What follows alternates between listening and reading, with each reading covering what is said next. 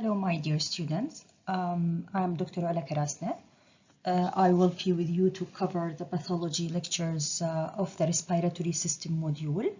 And in addition, I will be the coordinator of the respiratory system. So regarding the pathology lectures, we will have about 9 lectures in addition to 2 practical labs. And our reference will be, as usual, is Ropin's Basic Pathology, which is the 10th edition, which is the latest edition. And regarding the respiratory system in general, we have around 50 lectures and around 10 labs, and you can find more details about the module in the course syllabus and the timetable. So regarding our first pathology lecture, these are the outlines of the lecture. So I will talk about some pathology of the upper respiratory tract, including the nasopharynx and larynx. Then I will go and talk about atelectasis and acute lung injury. So regarding the nasopharynx or the pathology of the nasopharynx, I will talk about one disease only, which is important, and it is the nasopharyngeal carcinoma. So this is a rare neoplasm. It's a malignant neoplasm. It's a carcinoma.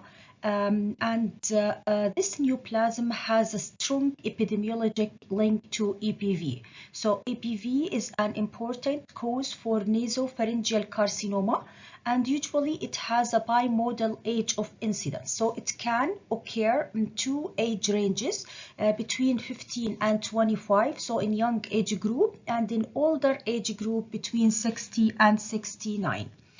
And regarding the etiology, as I said, it has a strong link to EPV or Epstein-Barr virus, which first infect the nasopharyngeal epithelial cell and then go to infect the nearby tonsillar B lymphocytes. So the EPV genome is found in virtually all nasopharyngeal carcinoma. So virtually all nasopharyngeal carcinomas are related to EPV. But in addition, we have other risk factors that may predispose any individual to nasopharyngeal carcinoma, like having genetic susceptibility, like certain human leukocytes, antigen like class 1 genotype, or high level of nitrosamine which is present in preserved foods, sometimes cigarette smoking and exposure, occupational exposure to chemical fumes or smoke. So all of these expose patients to nasopharyngeal carcinoma. And so from its name, it affects the nasopharynx, and the fossa of Rosenmuller is the most common affected site in the nasopharynx, and extension to adjacent organs is usually common. So see, I'm highlighting some information in bold font or sometimes in different colors just to emphasize on the importance of this information. So clinically or clinical feature, usually patients present with painless upper cervical lymphadenopathy secondary to lymph node metastasis, which occurs in 70% of cases. So nasopharyngeal carcinoma has high incidence of lymph node metastasis, and presentation with lymphadenopathy due to this myth as a first presentation is common, or sometimes may present due to obstructive symptoms like the presence of post-nasal drip, nasal discharge, or epistaxis, which is bleeding from the nose.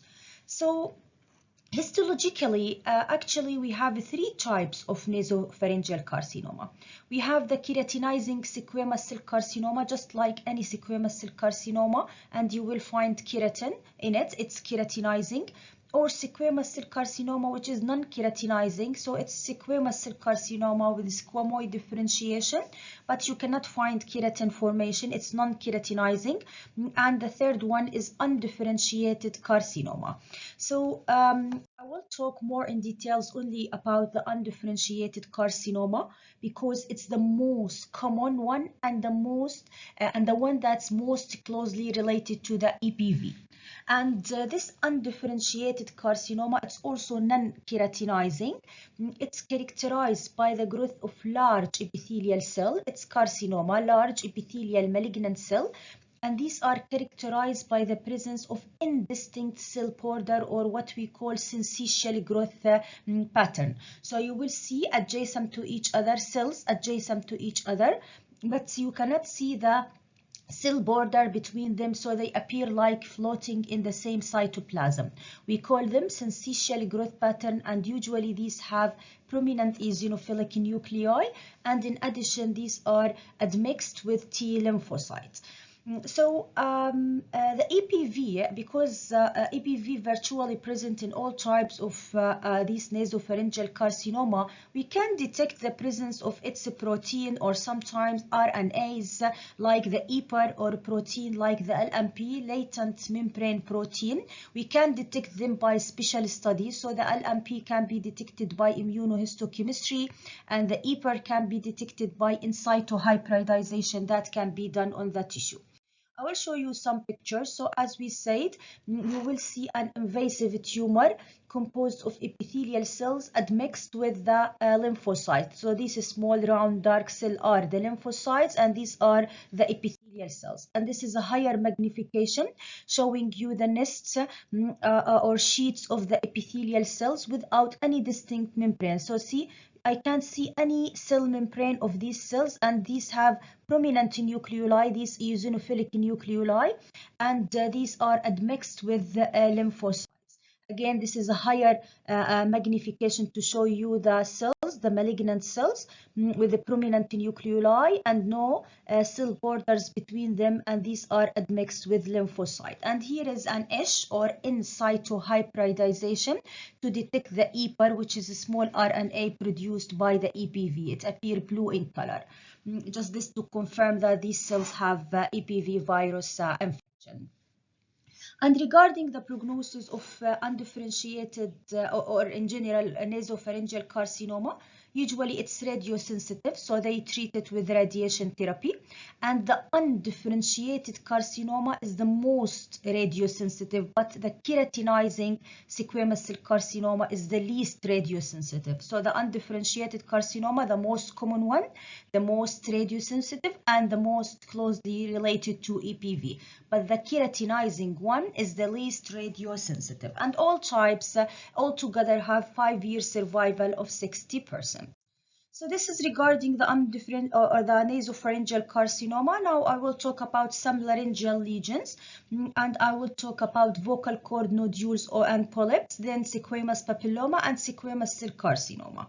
So in all of these lesions, the most common presenting feature is hoarseness of voice. So the first one is vocal cord nodules or polyps.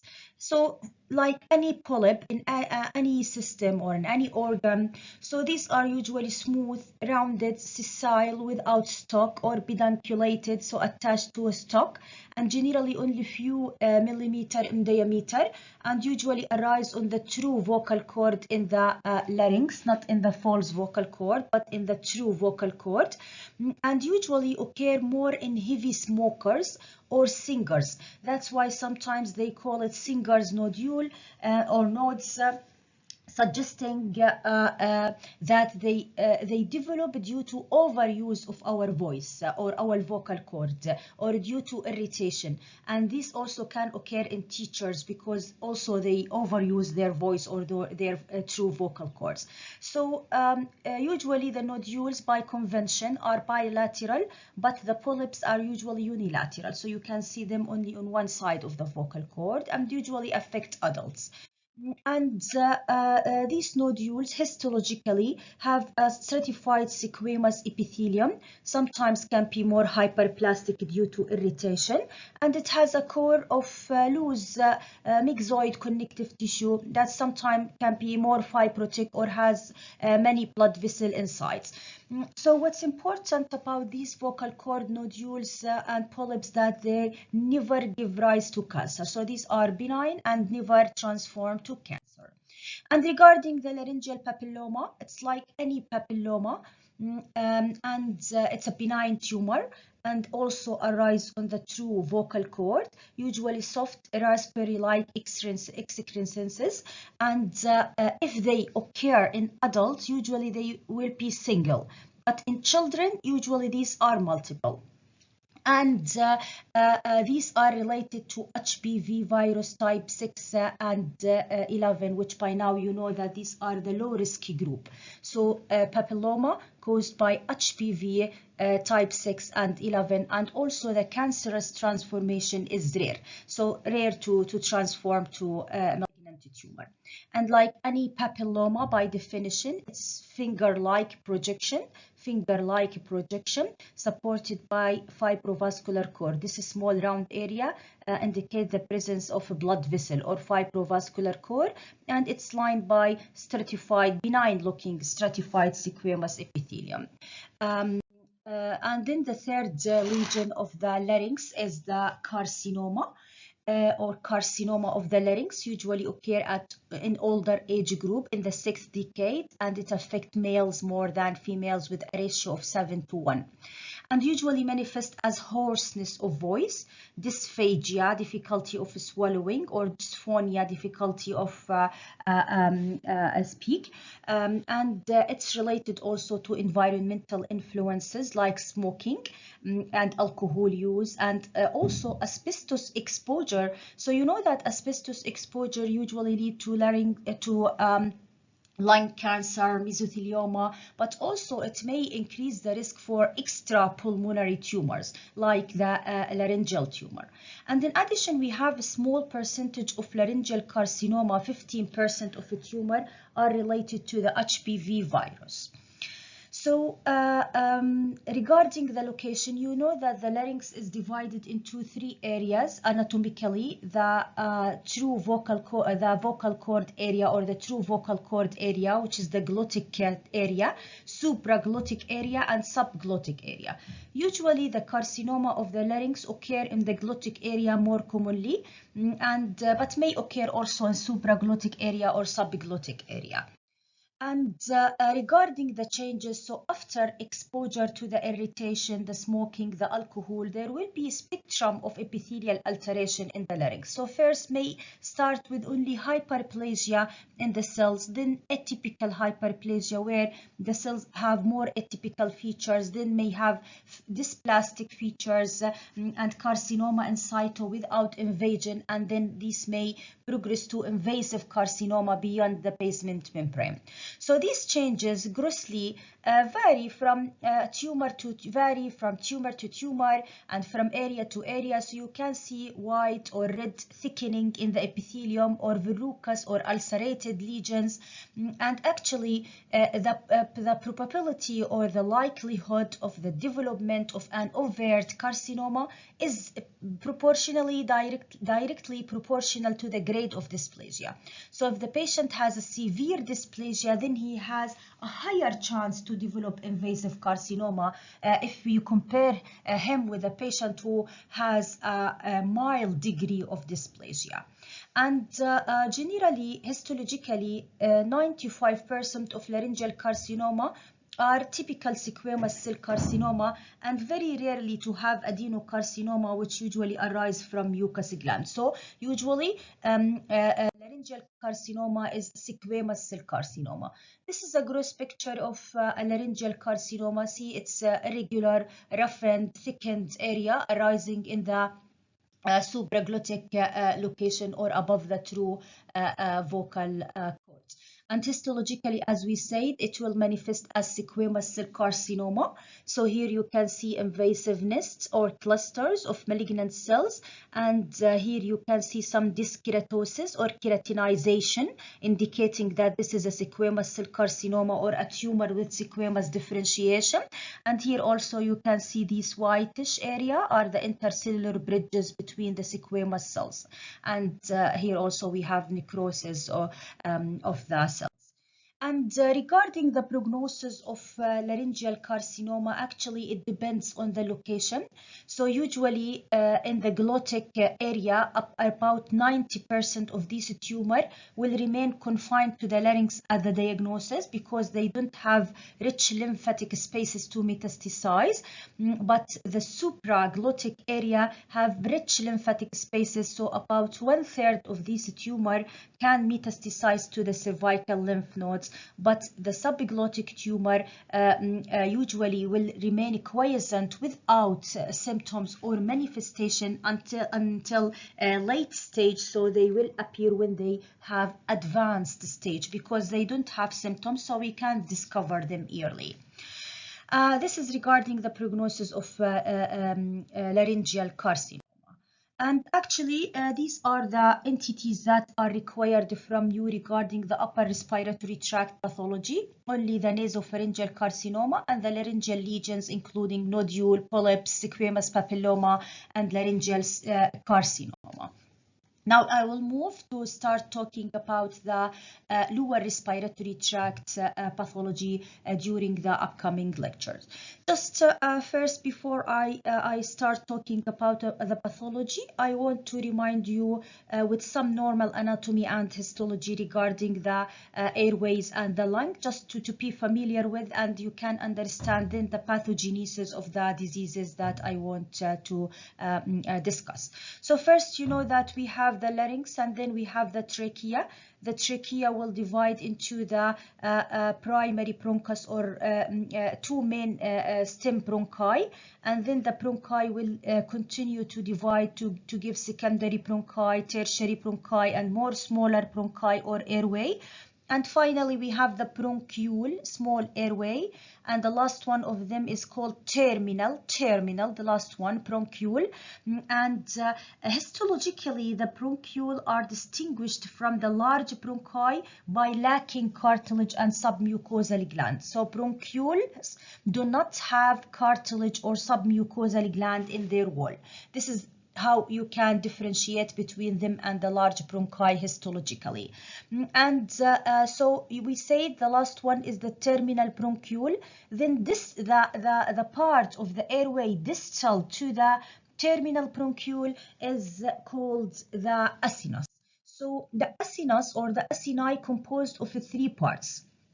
The respiratory bronchiole. So the first part of the acinus is the respiratory bronchiole, and then we have the alveolar duct. So it will lead to the alveolar duct, and after the alveolar duct we have the alveolar sac, which is composed of multiple alveoli, the blind end area where gas exchange will occur between the alveoli and the capillary in the wall of the alveoli.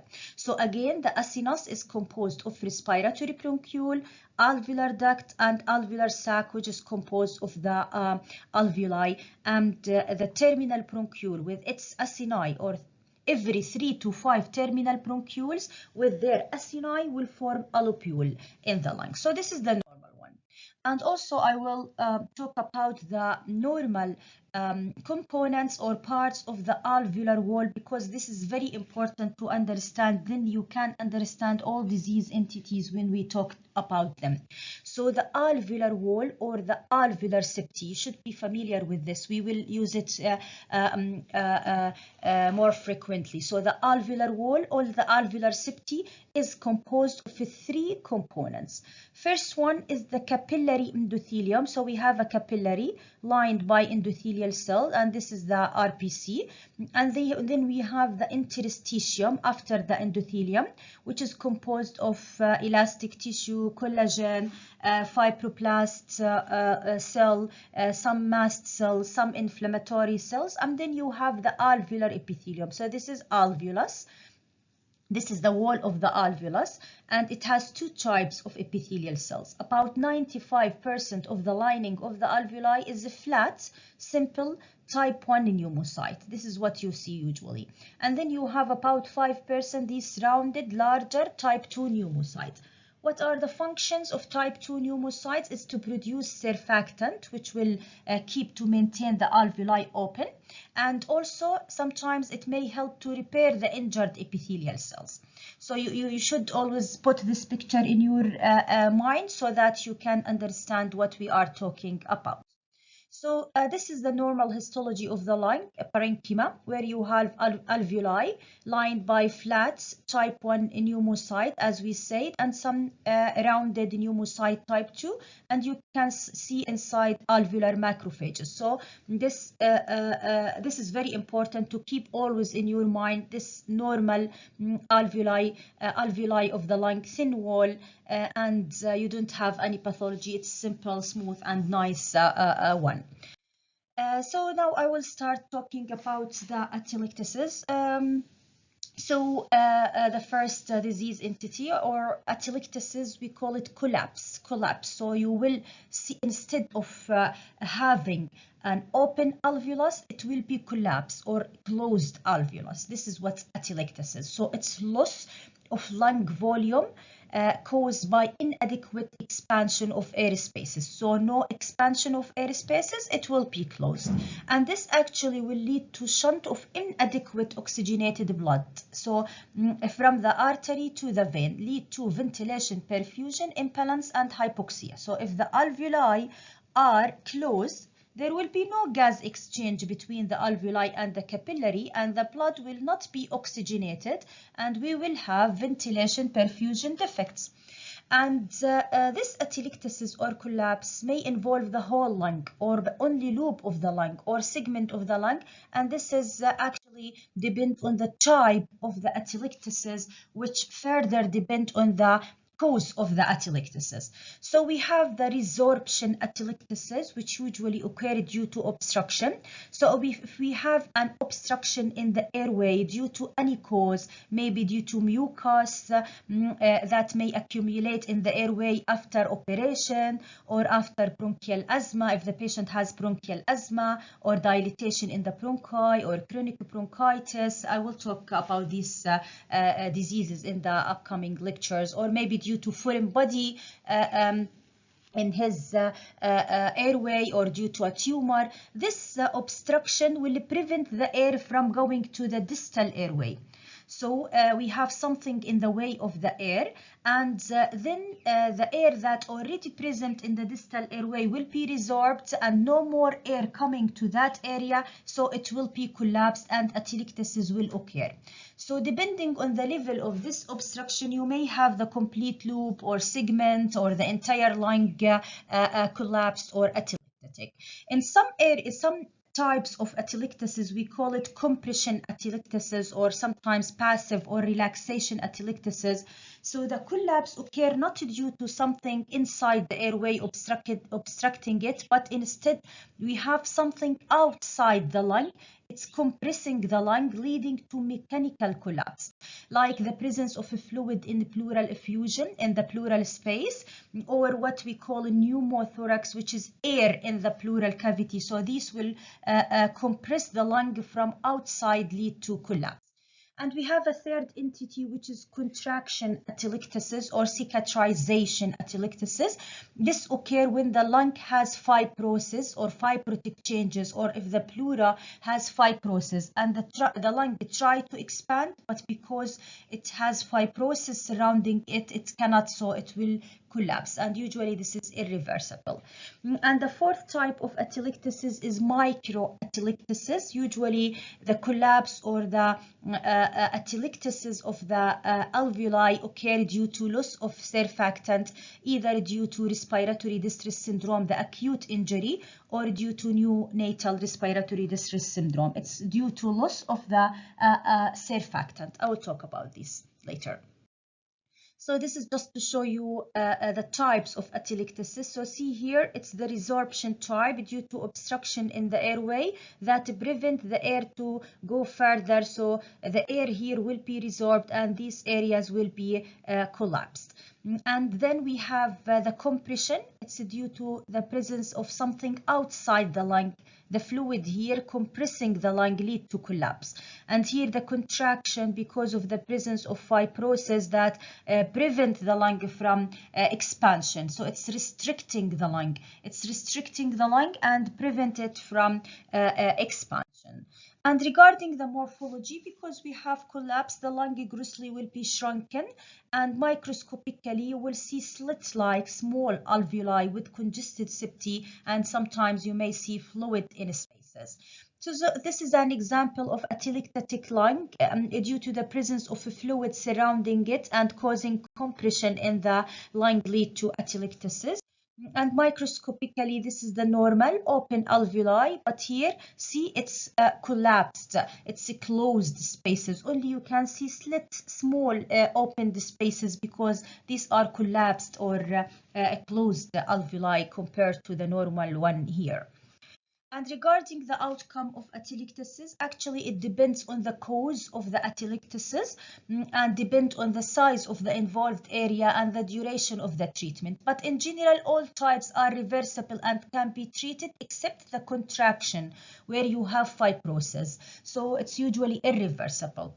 But we have to treat the atelectasis as early as possible to prevent hypoxemia or any superimposed infection that may occur in this collapsed lung area. So this is regarding atelectasis, and the last entity in this lecture is the acute respiratory distress syndrome, ARDS, which is a severe form of acute lung injury. So ARDS, or acute respiratory distress syndrome, is not a single entity, disease entity. It's a clinical syndrome that can be caused by different condition or diseases. So many causes can lead to this severe lung injury, and patients usually come complaining of sudden acute onset of severe dyspnea or difficulty in breathing, and they will have decrease of oxygen in the blood, hypoxemia, and even if you give him oxygen, it will be difficult to treat them. Sometimes they may develop hypercapnia, which is increase in carbon dioxide in the blood, and may be cyanotic or have cyanosis, a bluish color of their skin because of high carbon dioxide in their blood, and they may develop respiratory failure. And when they do radiology for them or X-ray, they will find that these patients have bilateral alveolar infiltrate. So the alveoli will have infiltrate of fluid, cells, or whatever. And all of these manifestations should happen without any heart failure, because if you have these changes and the patient has heart failure, this is not acute respiratory distress syndrome. This is cardiogenic edema. This is edema due to heart causes. And what's important to me is the histologic manifestation of ARDS. So if clinically it's called acute respiratory distress syndrome, pathologically or histologically, the manifestation are DAD, diffuse alveolar damage. So this is a clinical term. This is histological term, the DAD or diffuse alveolar damage. Now, as I said, it's a clinical syndrome that may be caused by different conditions, and we have direct lung injury or indirect lung injury. So see, you have a long table here. It's just to be clear with you, it's not required from you to memorize all these causes. I want you to know the common causes, 2 from the direct and 2 from the indirect. So pneumonia and aspiration of gastric content. Pneumonia is infection in the lung parenchyma or the presence of gastric content. So sometimes the gastric content, instead of going to the stomach, they go to the lung, and they may cause injury in the lung. Or sometimes indirectly, the sepsis in our body and any trauma in our body, like head trauma that may lead to shock or severe pain, may affect the lung, indirectly lead to injury. So know these 4 causes as the most common causes of acute respiratory distress syndrome. Then if I asked you about anything else, it should be uncommon cause. So anything except these is uncommon cause for ARDS, and actually the sepsis and pneumonia account for most cases, 40 to 50% of cases. This is important. So again, memorize the most common causes, and anything else will be mentioned should be an uncommon cause.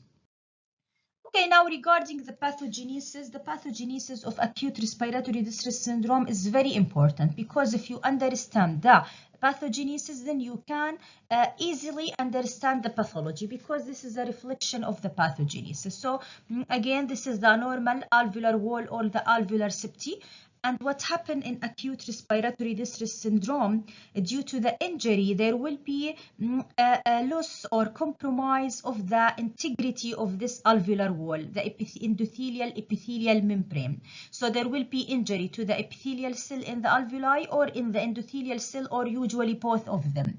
So what happens when you have a damage in the endothelial lining, there will be increase in the permeability, and the fluid will go from the endothelium to the alveoli.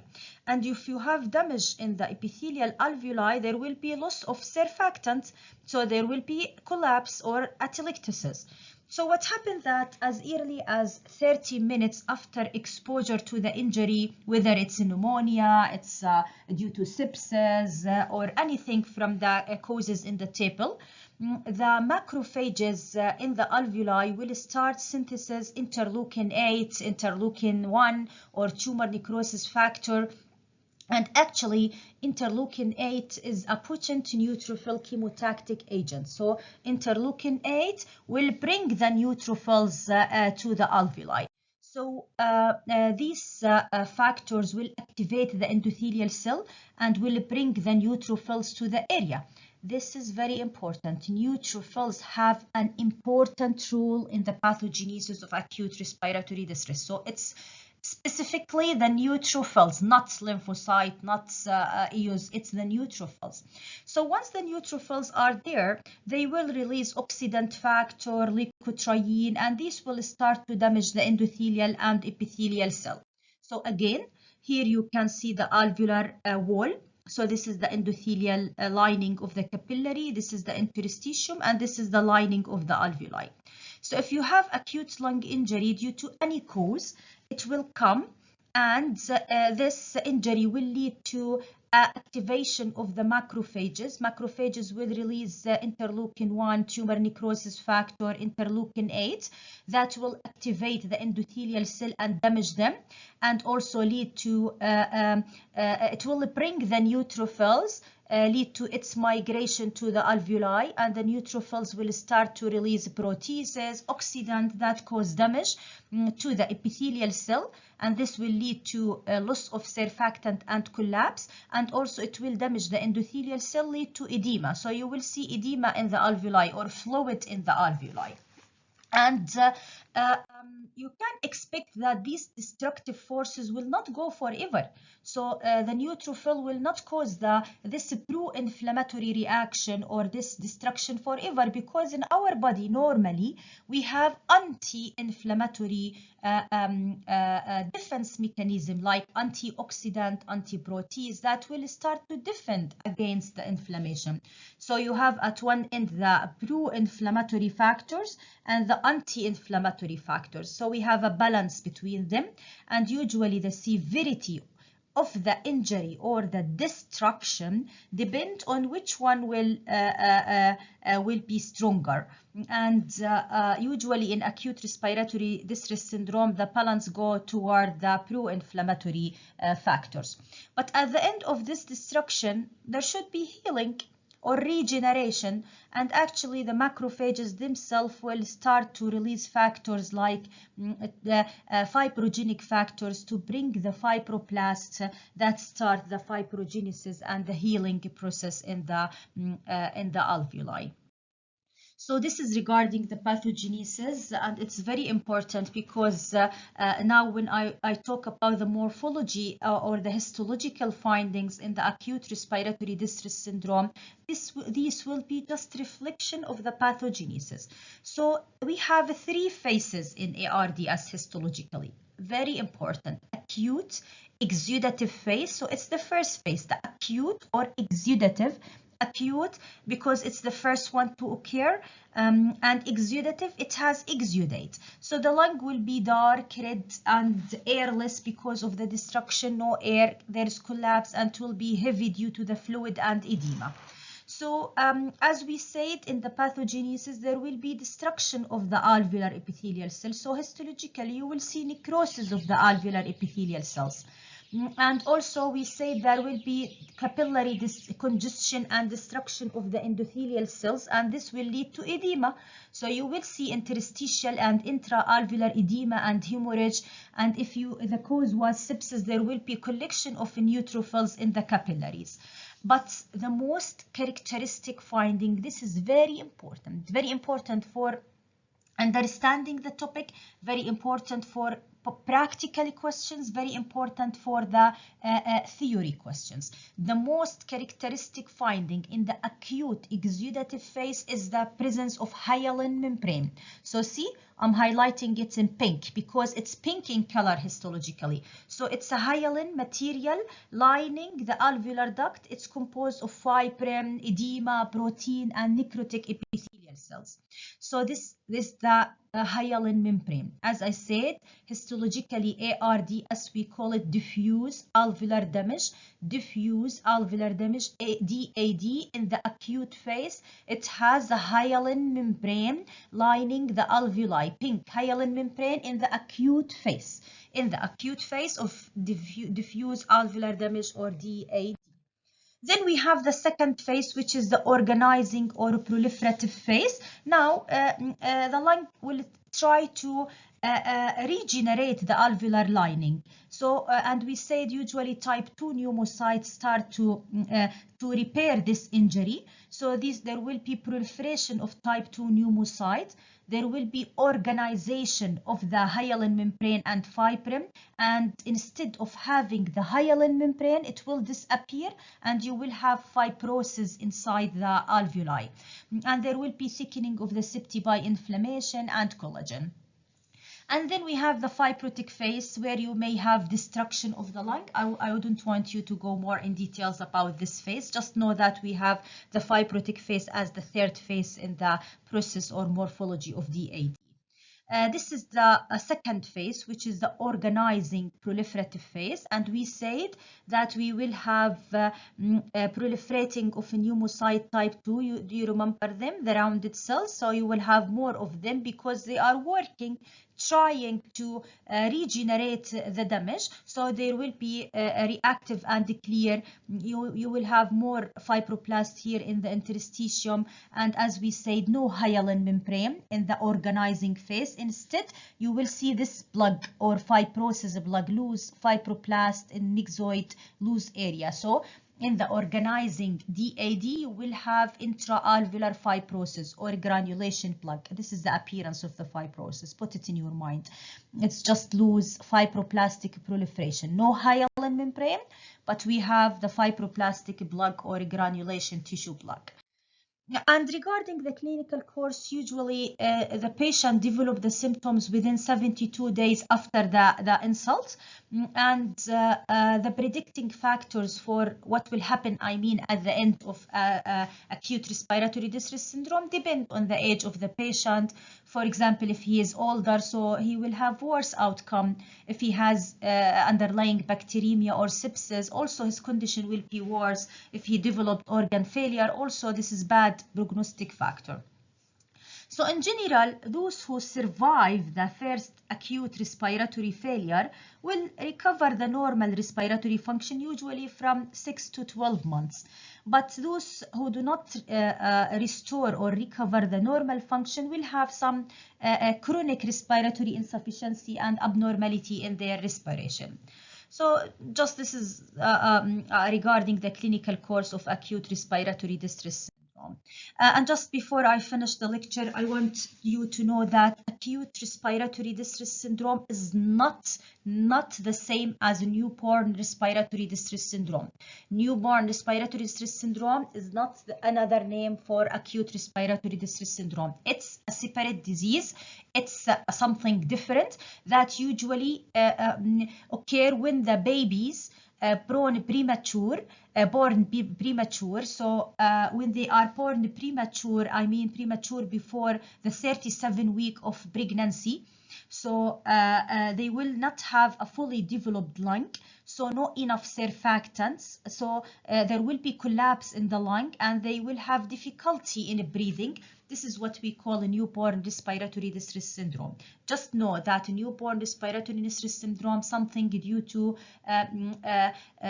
insufficient surfactant, due to not fully developed lung, due to premature delivery. It's not the same as acute respiratory distress syndrome, not more.